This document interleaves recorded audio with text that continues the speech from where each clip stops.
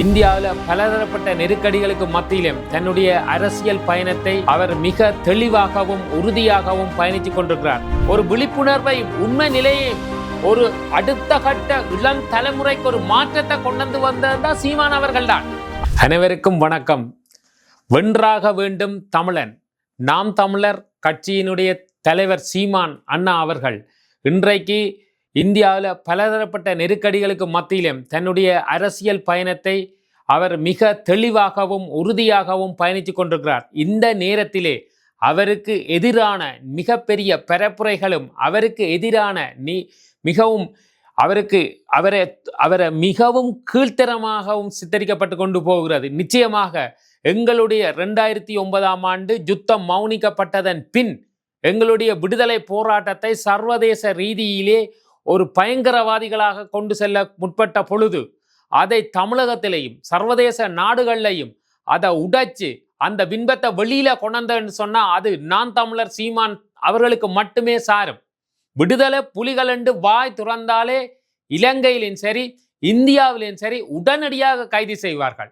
விடுதலை புலிகளோ அல்லது விடுதலை புலிகளின் பேரை பாவிச்சாலே இந்தியாவிலே தடா சட்டத்தில் அரெஸ்ட் பண்ணி விசாரணை இல்லாமல் எவ்வளவு காலமும் பதுங்குலிக்கையும் ஜெயிலுக்கையும் வச்சிருக்கலாம்.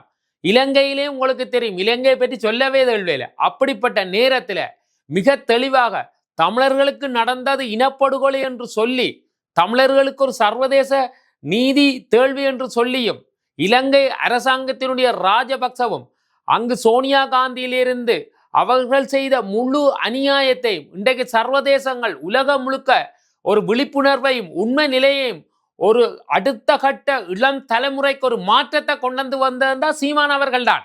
அதுல எந்த மாற்றமும் இல்லை. தற்சமயம் சீமான் அண்ணாவுடைய கட்சியிலே இருந்தே அவர்களோட நீண்ட காலமாக உழைச்சவர்களே அதிலிருந்து விலகி போய்த்தார்கள்.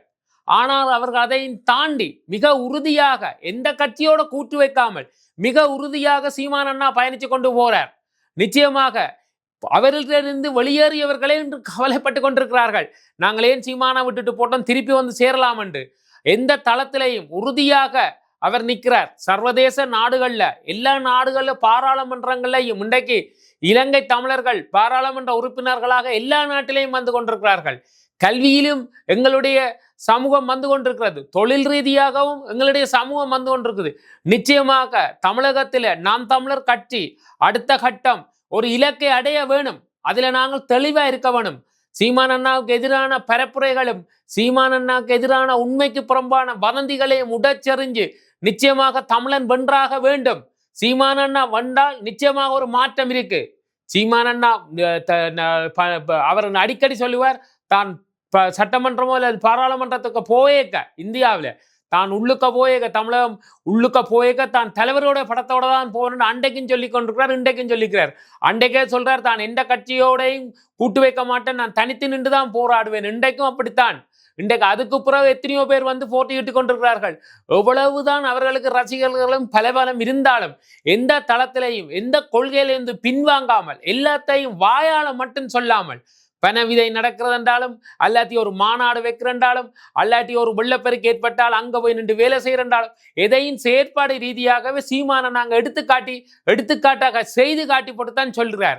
மிக நிச்சயமாக எங்களுடைய வரலாற்று தேழ்வை சீமான் அண்ணாவை வெல்ல பண்றது. சீமான் அண்ணா வெண்டே ஆக வேண்டும். சீமான் அண்ணா இந்தியாவினுடைய தமிழக பாராளுமன்றத்துக்கு போயே ஆக வேண்டும். அது வரலாற்று தேழ்வை. மிக முக்கியமாக தயவு செய்து கதை கேட்க ஏதாவது ஒரு சொற்பிரயோகங்கள் மாறி கதைச்சா அதை ஊடகங்கள் அங்கே பெருசாக்கி அதை மட்டுமே போட்டு கொண்டிருக்கிறார்கள். ஏன் அவர் கதைக்கிற மிச்சத்தை போடுறதே இல்லை. நிச்சயமாக சொல்லுகிறேன், நான் தமிழர் கட்சி வென்றாக வேண்டும். நான் தமிழர் கட்சி அது சீமான் அண்ணாவுடைய கட்சி இல்லை, எங்களுடைய தமிழருடைய கட்சி. அந்த கட்சி வென்றே ஆக வேண்டும். தமிழன் வென்றாய் ஆக வேண்டும். சீமான் அண்ணா நாம் தமிழர் கட்சி வெல்ல வேண்டும். அதற்கு நாங்கள் ஏதோ ஒரு வழியில் ஆதரவு கொடுத்தே ஆக வேண்டும். நன்றி.